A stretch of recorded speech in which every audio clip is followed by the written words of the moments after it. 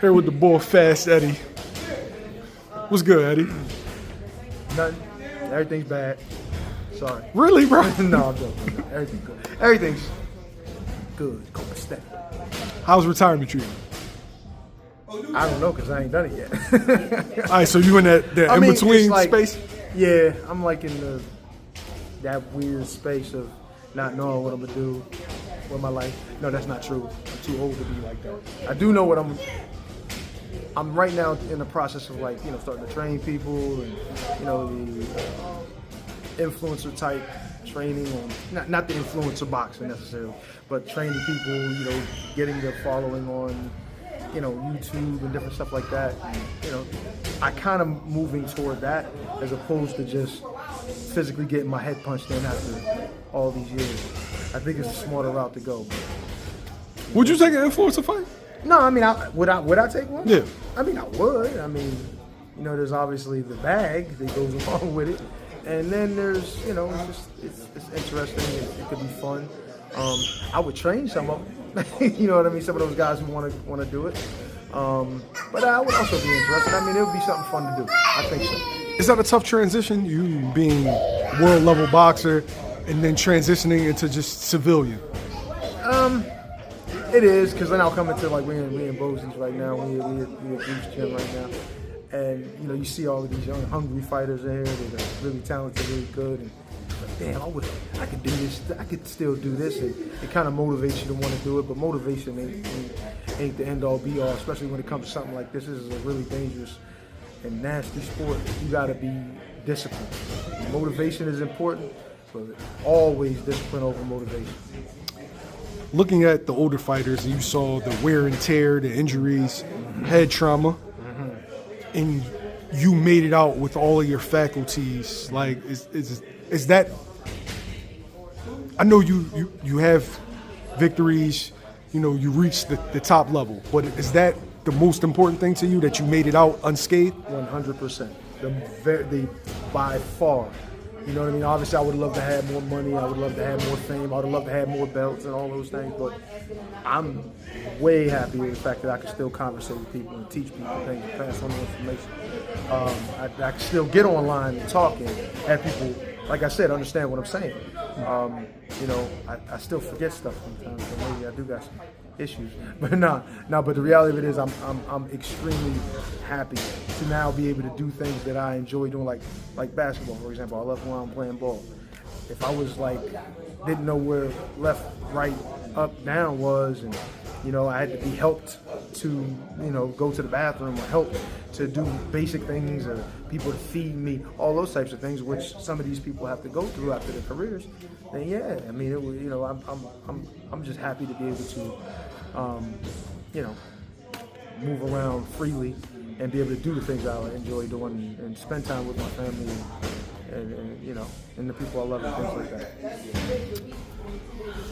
that. Eddie, this past weekend was an interesting weekend of boxing. You had Keyshawn Davis coming overweight, 4.3 pounds. The fight with Edwin De Los Santos canceled, and then the aftermath, all hell breaks loose in the locker room and in the hallway, where Keyshawn attacks Nahir Albright. Wow. What's your thoughts on both situations, the missing weight and then, It just don't look good for the family. It's not professional. The professionalism of, they're going to be now in question. So now when people talk about Keyshawn Davis headlining a card in Vegas, or headlining a card, just headlining a card, being a pay-per-view draw, these are all things that now people are going to look at. And it's a negative. It's not a positive. I mean, there's some people that are going to enjoy the fact that, he's, doing this and doing that, and he's a big name, and all of this controversy. And sometimes press, bad press is still press, and still keeping people, interested. I honestly think that it's going to make the people who matter less interested in working with them in the future. You understand what I'm saying? Like, you come in 4.3 pounds over. Now look, maybe he understood, look, I'm not going to be able to make this weight, and I'd rather feel good out there hoping that they take the fight. I'd rather feel good than, lose that 2 pounds that I might, that might come off. So, and I understand that to a degree, but the reality of it is you signed a contract, you gotta adhere to what the rules of the contract. And if you can't, then these types of things can happen. So now you don't get paid. Now you don't get a chance to showcase your skill against another top level guy and move closer to being the guy that you want to be, that high level champion. So it just looks bad. And then on top of all of that, all of these negative things that we just discussed, now you got the attacking of the kid in the locker room, and then this big melee happening and all that, which now just goes even further into that hole of being unprofessional.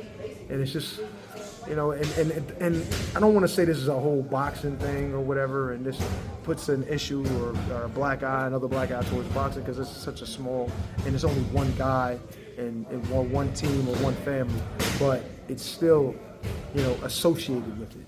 And you don't want any more issues going on with boxing, with somebody's failed test, the unprofessionalism with this. It's been going around at in different spaces with the sport of boxing. We just, we don't need any more bad press. So this is just not a good look.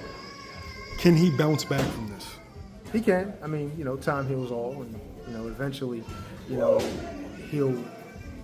I mean, obviously, I hope he learns from what just happened and not think he's above the law, or above boxing. And that's the thing. A lot of these guys, sometimes they get to the point where they think that they're above the sport of boxing and that they're bigger than boxing. So, he's an extremely confident kid, which is great, but sometimes that can, that pride and that confidence and all that can lead to a fall. So he can bounce back, but he's got to understand the error of his ways, and if he does, a few years down the road, this may be something that's in the rearview mirror that people don't even talk about anymore, hopefully, for him.